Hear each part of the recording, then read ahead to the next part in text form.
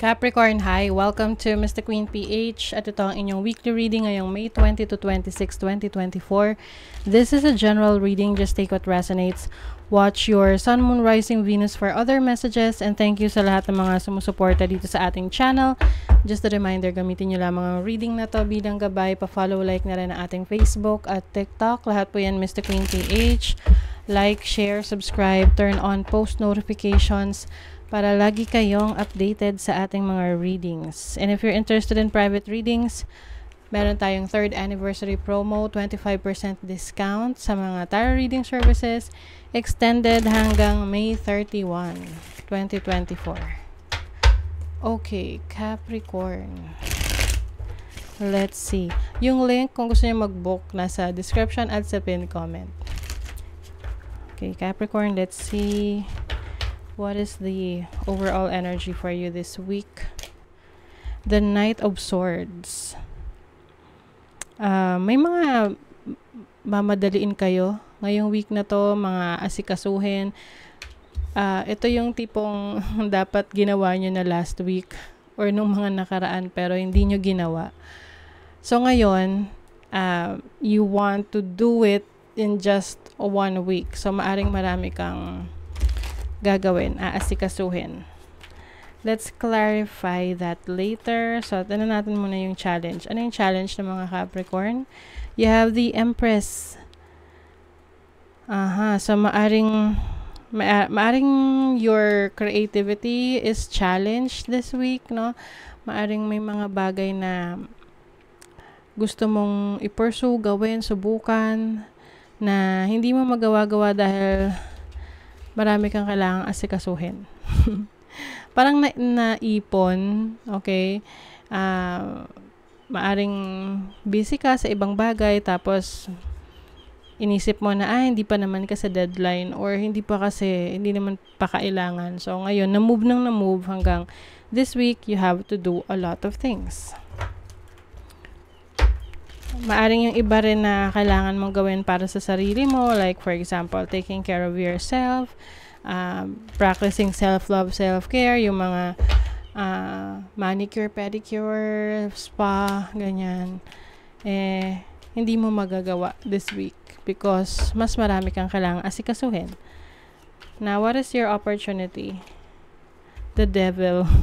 Your opportunity is yourself. You have the opportunity to figure out kung what is blocking you. Ano yung mga bagay na nakakapagpa-distract sa'yo ngayon. Oo. What is addicting to you, kaya nagiging distraction mo siya. Let's say, for example,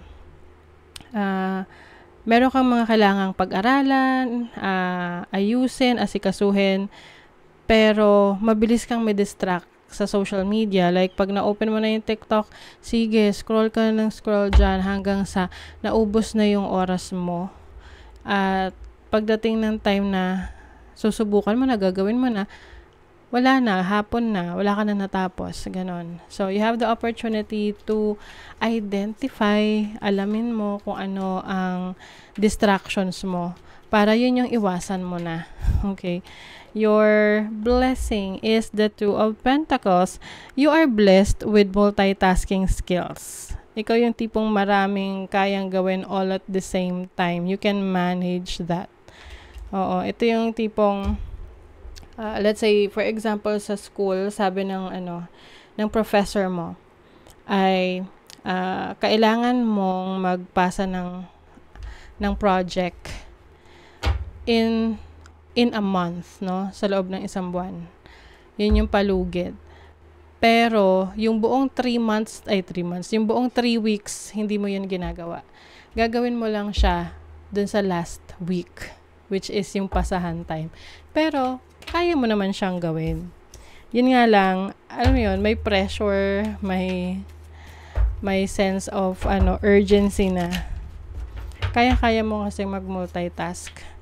Let's see your, what is the Knight of Swords? The Magician. Yes, you are very skilled. Marami kang alam, marami kang kayang gawin. So, parang gagawan mo siya ng magic. Magic in a way na, uy, ang bilis Imbis na, kumbaga parang akala ng iba hindi mo kayang gawin pero nagagawa mo in a short period of time. That's how talented you are. Let's see, what is the Empress? You have the Six of Cups.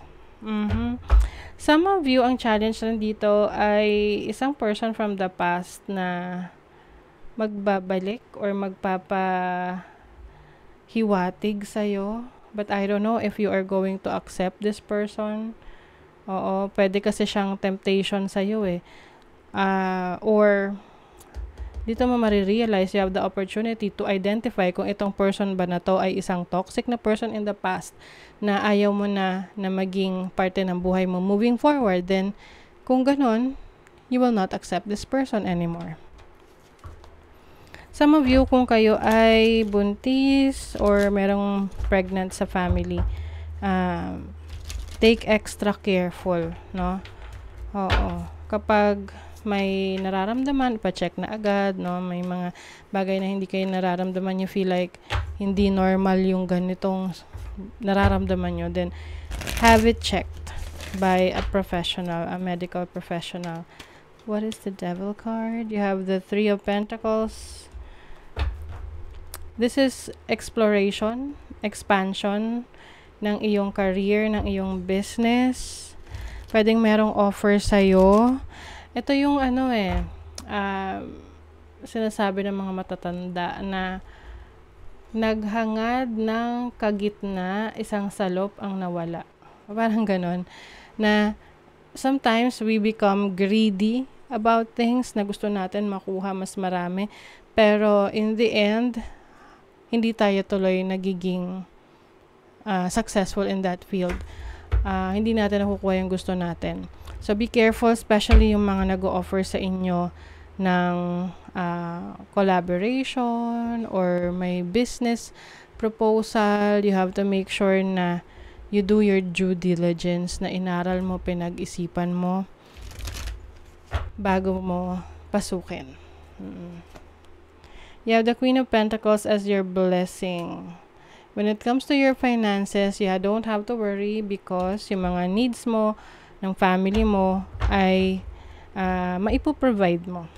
Okay? Or even just for yourself, kung wala ka namang sinusuportahan na ibang tao. Ibig sabihin yan, you have financial stability, you have more than enough. Lalo na't nagsisipag ka ngayon. Let it flow. Money is flowing to you. You have discovery. You are going to discover more about yourself, yung mga kakayanan mo, yung mga abilities mo. Maaring meron kang mga susubukan na bagong trabaho, bagong career, bagong source of income na may potential na lumago in the future. You have the Death card, which is transformation, change. Some of you, maaring aalis sa isang trabaho, business or career na you feel conflicted, na pakiramdam mo you are not getting what you deserve. And now you are trying new other options, no? Ibang options for you. Yes.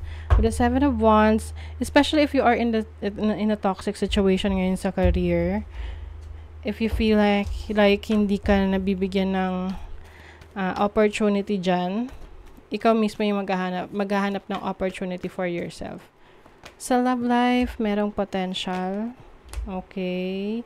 Ito na yung sinasabi ko sa inyo na you may meet a new person in your life, pero you have to get to know this person. Dahil maaring merong hidden agenda yung person na kakonect ninyo. Two of Cups. Ace of Cups. And also, if you are not yet ready, you're not ready for a commitment, especially sa pagkakaroon ng baby, ng anak, okay? Be careful kasi pwedeng meron ditong energy of pregnancy. Of course, if this is what you want, then go ahead, diba?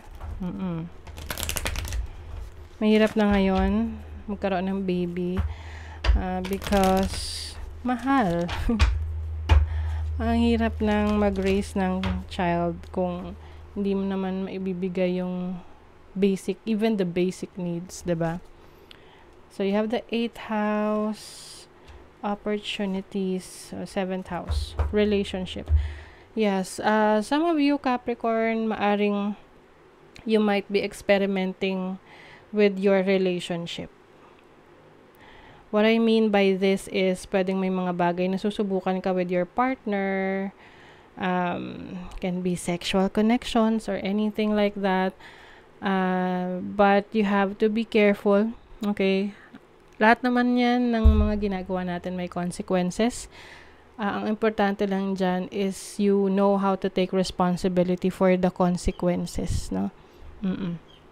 But I also see an opportunity for you opening up.